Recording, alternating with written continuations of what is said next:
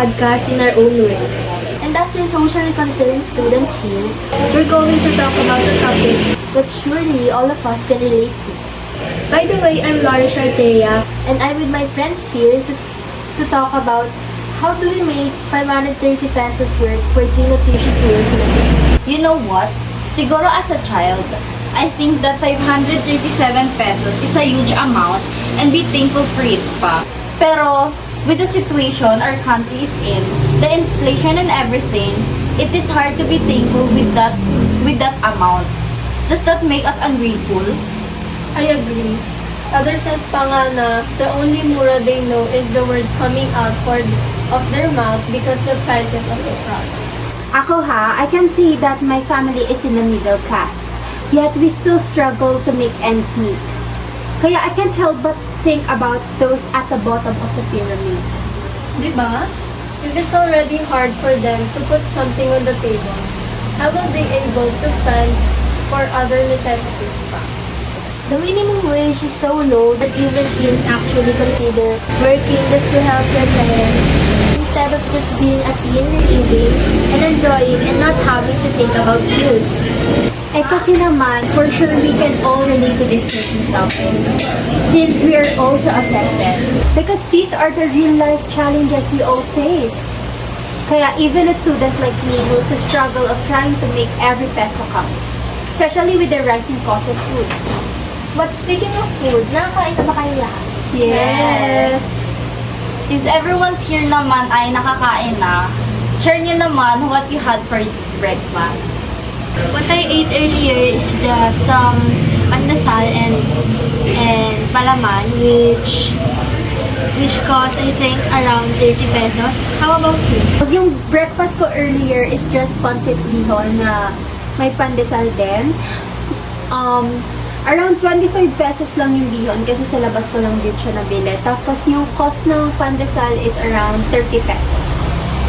Kung ako naman, I ate earlier is the usual thing lang, rice with egg and hotdog.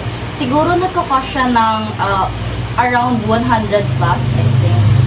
Ako naman, bumili lang ako kanina sa labas ng palabok which cost me 40 pesos I guess. Wow! To think of it, our parents had spent that much already and for breakfast pa lang yun. Imagine how much more they will have spent to feed us lunch and dinner. I guess most of us were all about keeping it simple yet affordable. Usually nga, we would eat good meals lang when it's payday. After maka-receive ng salary ng parents natin. Yung you can only eat decent meals when it's payday is so real. To the point na kapag petsa de peligro na, you'll eat anything just to survive your hunger. Kaya nga it's important that we know how to budget and not be a big spender when we have money. So let's talk about the basics, budgeting for groceries. Ikaw, Cassandra, how do you plan for grocery shopping? Well, in our family kasi, we are always strict sa grocery list namin. No necessary items are allowed. That's our rule. We make sure that our budget is enough for us as a whole family. We also buy grocery weekly so we can control the portion better. Well, making a list, that's the first part of budgeting, right? To avoid unnecessary and not so important items na usually is just a waste of money. Real! Making a plan weekly and creating a shopping list helps you avoid impulse and purchases and stay on track. But sometimes it is too idealistic and we usually go out for a plan. But let's all be real, guys. 537 pesos for 3 meals in one day? Surely not enough. Lalo na if you have one big family. Do you think that our budget will fit? Para sa akin, no talaga eh. We all know that big families are really common here in our country. Dagdag mo pa yung toxic Filipino culture wherein husbands are meant to provide and wives are meant to stay at home and serve. Imagine if only one member of the family will work and he or she is being paid 537 pesos a day. It will never be enough. Add mo pa that women with high education are often seen at home instead of a workplace that support their profession. It's just so men's pride and ego won't get stepped on. Kaya all those years they spend studying will go to waste once they bear a child kasi they are automatically a caregiver. But sometimes, we just can't blame the provider if they can provide the best for us. Since the system in our country does not really side with the poor. Yes, sis. Instead of leading us and giving solutions to poverty, the government is under the rich. Parang tuta ba, ganun. That's why our workers mostly work overseas. They risk not being able to be with their family and moving to a place they are not familiar with, just so they could give their family a comfortable life. Right. They shouldn't have had that experience if only our government is actually using the funds for the sake of the people and not putting them in their pockets. Imagine the number of families they could have helped with their so-called confidential funds that they claim is for the peace of our country. If it's meant to bring peace, then why is it causing rallies? Why did the rate drops and most of their supporters turned against them? It's because they couldn't properly explain where they used the confidential funds. Agree. To think about it, the confidential funds that were spent for only 11 days is a big issue because they can't give us a solid statement. And we're not satisfied by their answers. Now, the question is, where did all the funds go?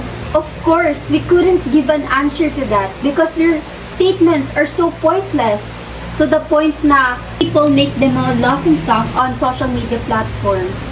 You know the trending line of VP Sara? Kung sino man ang kumukontra sa confidential funds ay kumukontra sa kapayapaan. Kung sino man ang kumukontra sa kapayapaan ay kalaban ng bayan. They are making fun of that because instead of enumerating where they spent the funds, they are spitting nonsense which can't even help in any way. Taxes. And the inflation in our country just went up to 6.1% based on Philstar Global article. As we can see, inflation is constantly becoming worse here in our country. Kaya 537 pesos is really not enough even if you budget it. You can barely eat a complete meal with that amount of cash. Real. Let's think about the poor. They work hard. Sometimes they even go beyond 8-hour working time for employees, yet they still don't earn enough. You can say that the money they were paid is not worth the struggles they have to face. Diba? Tayo pa nga lang as a student, we find it hard to budget our allowance and we often spend it all due to many factors, mostly inflation. Like, no matter how much we want to save, we can't do anything since everything is expensive, even the things we need for school. True lang, I can't save tuloy to buy some makeup and clothes. Kasi kahit I want to save, I couldn't avoid buying school stuff. It's so hard to manage money. You guys, as a student, how do you budget your allowance? My own food, we all know naman that food in our canteen is much more expensive compared to the food we can buy outside. I think you guys should try this strategy I have, wherein I don't bring all of my money. For example, my baon daily is 70 pesos. I'll keep the 20 pesos and spend the rest. In that way, I'll have 100 pesos by the end of the week. It's a small amount, but it can help naman. Wow, I just realized how hard is it to budget money, even as a student. We all have hard time managing our money on how it would be enough for a day. It's really hard to survive daily on a 537 pesos wage, even if you retain from spending. We all realize here sa talk natin na not all of us can manage 537 pesos a day. Plus, monthly pasahod, it's so hard to manage the money talaga. Yes, I agree with you, Cloud. Napakahirap talaga. Same here. That's why we must do our research kapag boboto tayo so that we know their backgrounds and if they can manage our country properly. Hay, sakit talaga sa ulo nito. Yes, you're right, Cass. So, we're done na here? Parang naglalabas lang tayo ng sama ng loob dito, ah. I really love our talk here. I hope we can bond again next time. I'm Mary Claudine G. Barbosa from In Our Own Words, and we will come back soon. I know that this topic is so intense. Thank you. Thank you again, Cass, Isabel, and Thea for joining us today.